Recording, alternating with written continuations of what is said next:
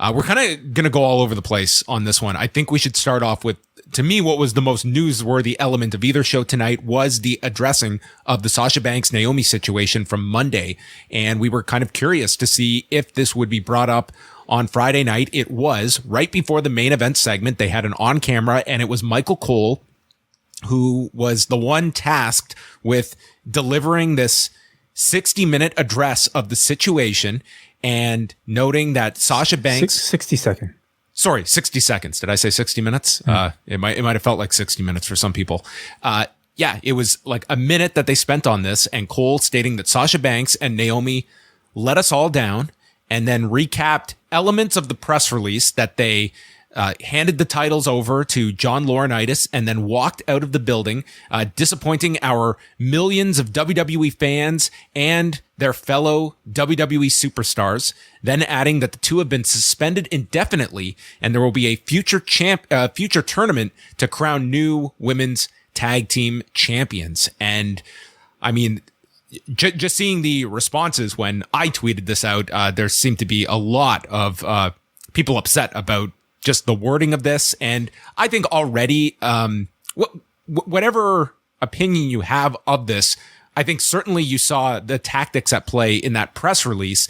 And this was more than anything, we talked about Monday being that press release really screamed of an emotional response to, whether it was the heat of the moment and wanting to get something out. It certainly, to me, was fueled by emotion.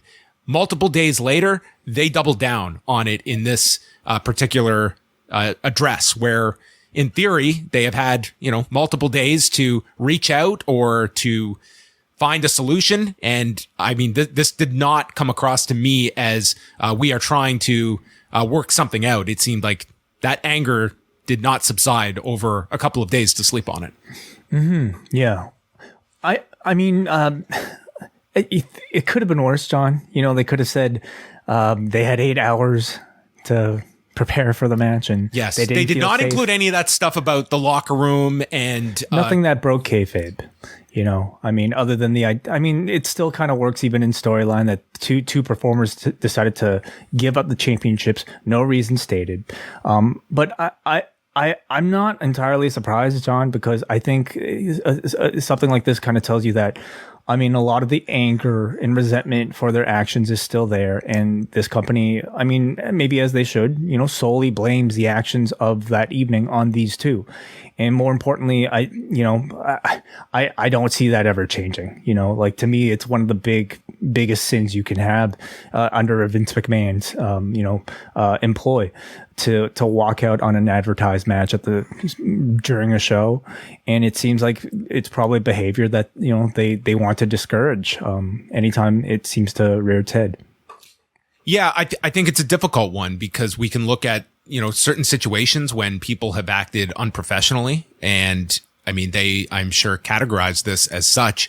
And I mean, you only have to go back a couple of months ago to that segment involving Charlotte Flair and Becky Lynch. Like, that was a very embarrassing segment of somebody really not going along with a plan. And in this one, I mean, this is obviously, they wanted to send a strong message. This was as much for their own talent, in my opinion, as it was the audience at home. The idea that we are not going to tolerate any of this and scaring any talent into ever thinking of walking out on a show. And I guess that was their belief of being extremely firm. And it naturally brings up the question of, like, what future relationship they will have with Sasha Banks and Naomi. Will this be a suspension that, remember, when CM Punk left, it was technically an indefinite suspension, and Punk even later stated like he assumed he would be coming back and then got the notice on his wedding day. But that was technically an indefinite suspension as well, even though at the time it felt like this guy was never coming back. Absolutely. I don't think it looks very good, at the moment. I mean, we do have reports from Dave suggesting that, there might be contract issues that are being negotiated at the moment. So we'll see what happens with that. Something that was just brought up in the chat here from Raymond, and I just double checked this, if you went to shop.wwe.com and you search for either Naomi or Sasha Banks, nothing seems to come up. Now, unless there's another way to particularly find them, I can't seem to at the moment. So that's a pretty interesting note as well. Yeah. Not shocking if that is in fact the case with the two of them. Were you expecting this to be addressed on tonight's show? You know what? In some ways, no.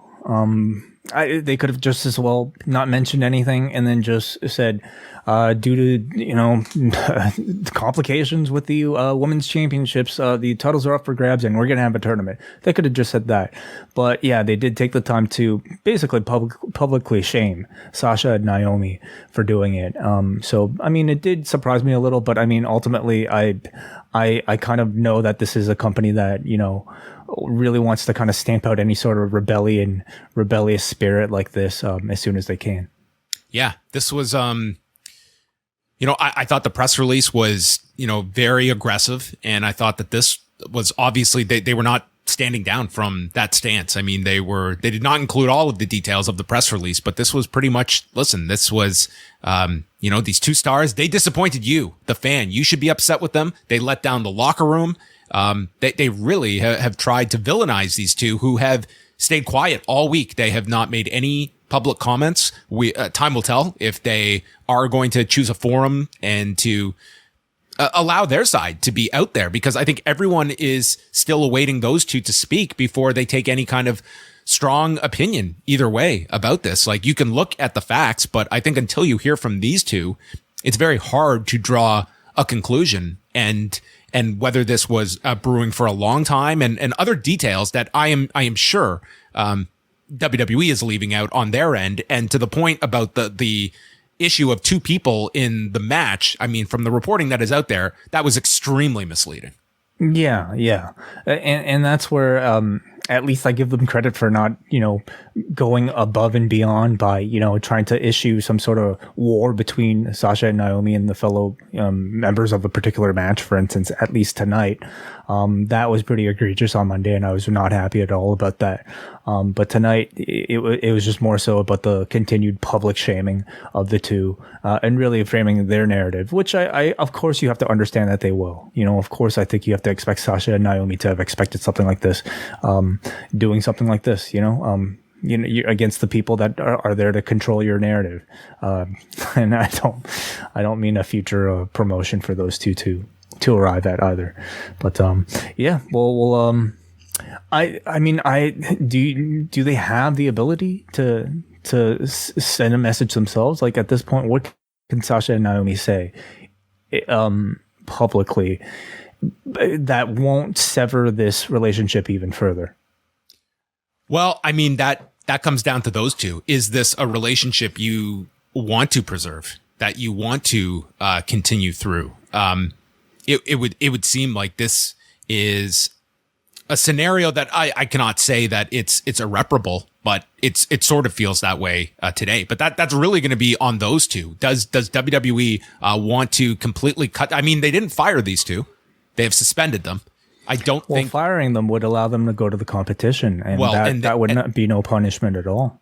And this kind of just puts them in limbo. Like, does this, which is the ultimate punishment? It is, because then, like we have seen, their actions of freezing contracts and the murky area that is, like, that is the worst scenario. Is that and like, does this come down to a legal battle of them trying to get out of their contracts if WWE is trying to freeze them at the same time suspending them? It brings up all these complicated questions, none of which to me point towards a kind of resolution, unless it's a case of these two, time goes by and then they all come to the table. And I mean, and WWE sees a value in bringing them back. I think they would, but at this point, based on tonight's verbiage from Michael Cole, it does not sense that there is either party going in that direction. Yeah. At least for the first weekend. I mean, I don't know how much contact has taken place privately between all of them. We know that from social media, Sasha Banks is currently in Minnesota visiting the House of Prince. So, she seems to be at least enjoying some time off. But I think at least for this week, like, WWE is still in very much like anger mode. and they're out for vengeance, and partially their way of achieving that is to publicly, put the narrative on their side and explain the disappointment of the audience and the WWE roster at these two. Yeah, there's no confidential this time around, because that would probably be, that was the Steve Austin playbook. Yeah.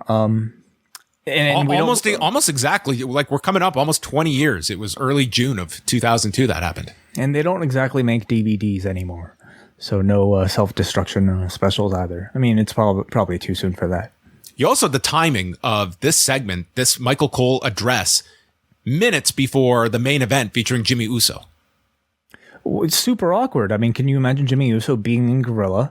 Probably saw this, unless he was like en route to the Gorilla position. Like, I'm sure he a few feet away from Vince McMahon himself, I bet. Yeah, super awkward, of course. Like, everybody being caught. It's not just him, but like, there are a lot of people that are very good friends with both of these two, and they're caught in uncomfortable positions, I'm sure, as well. And they probably each have their own opinion. They probably understand, at least partially, or maybe they don't understand. But ultimately, it's a relationship between Vince and these two for them to manage.